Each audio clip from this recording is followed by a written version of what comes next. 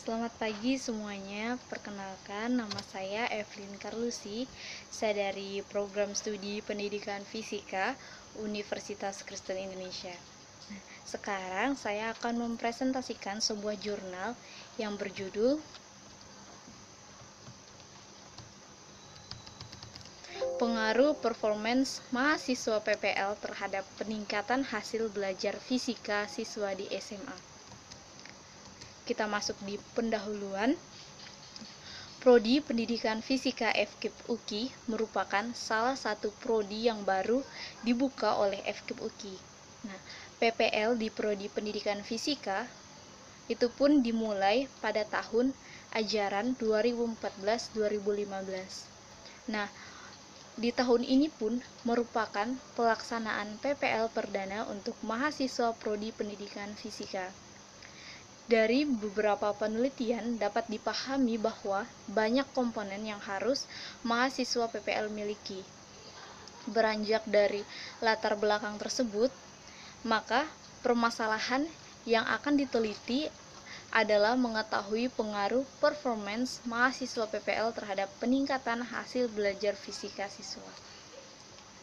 Nah, metode yang dilakukan dalam penelitian ini adalah pendekatan antara persepsi siswa terhadap performance mahasiswa PPL UKI dan progres nilai tes yang diperoleh oleh siswa. Sasarannya siapa? Sasarannya adalah kelas 10 dan kelas 11 MIA. Tujuannya di sini adalah untuk mengetahui persamaan model regresi pengaruh performance mahasiswa PPL terhadap peningkatan hasil belajar siswa. Kita masuk di metode yang dilakukan dalam penelitian ini. Yang pertama, kita masuk dalam pengambilan data. Pengambilan data dalam penelitian ini dilakukan di 3 SMA dengan 6 mahasiswa di tiap sekolah, dan di tiap sekolah tadi ada 2 mahasiswa yang melakukan PPL, di mana tiap mahasiswa bertanggung jawab pada satu kelas yang dibebankan kepada guru pamong. Pengumpulan data di sini ada dua cara untuk mengumpulkan data. Yang pertama, mengadakan tes pada saat awal atau pretest, dan akhir yang biasa kita sebut posttest, pengajaran untuk materi tertentu. Nah, penyebaran angket yang harus diisi oleh masing-masing siswa di akhir pertemuan. Kita masuk di pengolahan data. Pengolahan data yang pertama di sini adalah kita melakukan coding terhadap hasil pengisian angket, dan yang kedua melakukan penilaian terhadap hasil tes. Yang ketiga, pembuatan menu entry untuk masing-masing hasil tes, pretest dan posttest dan angket. Yang keempat, entry hasil tes, pretest dan posttest dan angket. Yang kelima, uji homogenitas. Nah, uji homogenitas ini digunakan untuk mengetahui apakah beberapa varian populasi adalah sama atau tidak. Varian merupakan jumlah kuadrat semua deviasi. Yang keenam, penghitungan hasil dengan menggunakan regresi sederhana. Yang ketujuh, menghitung koefisien determinasi yang digunakan untuk menguji nilai F. Yang kedelapan, mengukur tingkat kesalahan dari model regresi yang dibentuk. Yang kesembilan, menghitung standar error koefisien regresi. Yang ke-10, uji F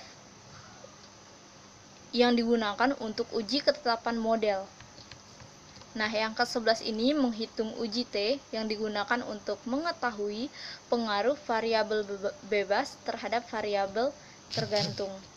Yang ke-12, hasil penghitungan akan diuji dengan uji T. Nah, yang ke-13 menghitung presentase masing-masing variabel pendukung pada angket. Yang ke-14 melakukan analisa terhadap hasil tes, pretest dan posttest dan angket. Nah, yang ke-15 di sini untuk memudahkan kita dalam proses penghitungan, kita dapat menggunakan aplikasi SPSS dengan versi 16.0. Nah, dari penelitian yang telah kita lakukan, maka didapatlah kesimpulan di sini. Yang pertama, performance mahasiswa memiliki pengaruh positif terhadap perubahan hasil belajar siswa. Yang kedua, persamaan yang dihasilkan Y sama dengan min 43,507 ditambah 2,887X, di mana dapat diartikan bahwa sekurang-kurangnya performance mahasiswa harus berjumlah 15 satuan pada interval 1-2 untuk mendapatkan hasil belajar siswa dengan presentase positif. Nah, yang ketiga, pengaruh performance mahasiswa terhadap peningkatan hasil belajar siswa adalah 79,77%.